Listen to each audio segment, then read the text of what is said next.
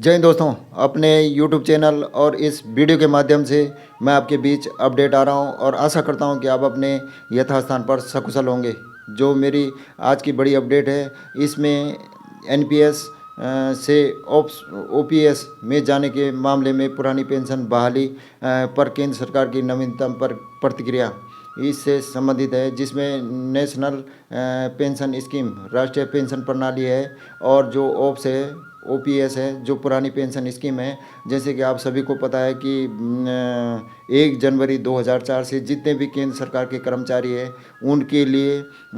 NPS लागू है। New pension scheme जो राष्ट्रीय पेंशन प्रणाली है ये लागू है और जो पुरानी पेंशन है वो 2004 से पहले के जितने भी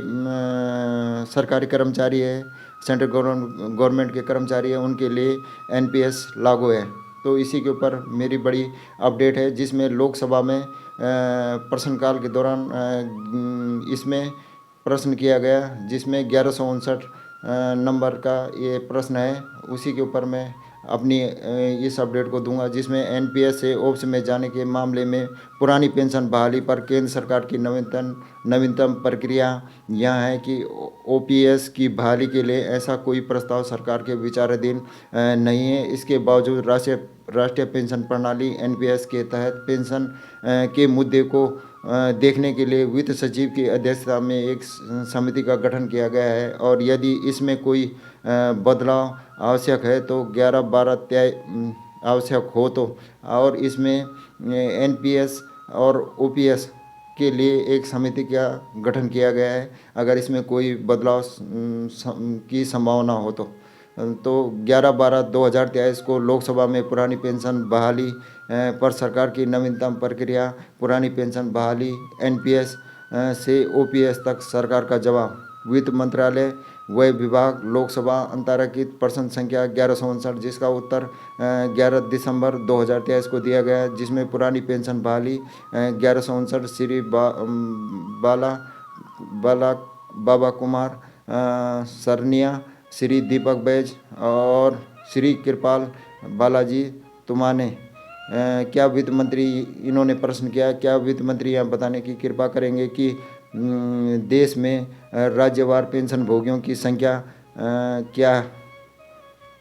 को बहाल करने संख्या क्या है और सरकार पुरानी पेंशन OPS को बहाल करने का प्रस्ताव रखती है, यदि हाँ तो तत्संबंधी ब्यौरा क्या है और OPS के कार्यान्वयन में देरी के कारण क्या है। इसमें जो लोकसभा में अंतरंगित प्रश्न संख्या 1159 में प्रश्न किया गया वित्त मंत्री जी से, जिसमें कितने राज्यों में अपने कर्मचारियों के लिए OPS फिर से शुरू किया है, NPS से OPS तक सरकार का जवाब, जिसमें वित्त राज्य मंत्री जी ने इसका जवाब दिया। वित्त राज्य मंत्री श्री पंकज चौधरी नंबर 1 केंद्रीय पेंशन लेखा कार्यालय,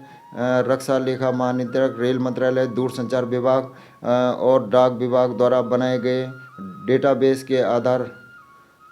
पर पेंशन और पेंशनभोगी कल्याण विभाग द्वारा संकलित प्रस्तुत आंकड़ों के अनुसार कुल 31/3/23 तक केंद्र सरकार के पेंशनभोगियों की संख्या सिविल पेंशनभोगी 11,41,985 और रक्षा पेंशनभोगी है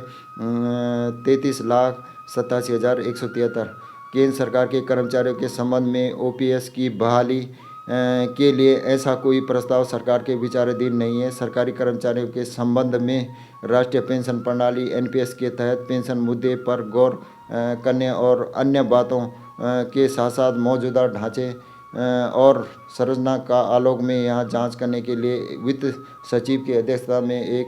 समिति का गठन किया गया है, जिसमें वित्त राज्य मंत्री श्री दीपक बैज द्वारा इसका उत्तर दिया गया और उन्होंने कहा कि सरकार के पास ऐसा कोई कर्मचारियों के संबंध OPS को फिर से शुरू करने के लिए सरकार के पास ऐसा कोई प्रस्ताव नहीं है और वित्त सचिव की अध्यक्षता में एक समिति का गठन किया गया है और इसका जो पत्र है लोकसभा का उसको भी मैं आपको इस वीडियो के माध्यम से दिखाने की पूरी कोशिश करूंगा। धन्यवाद दोस्तों, आपसे आग्रह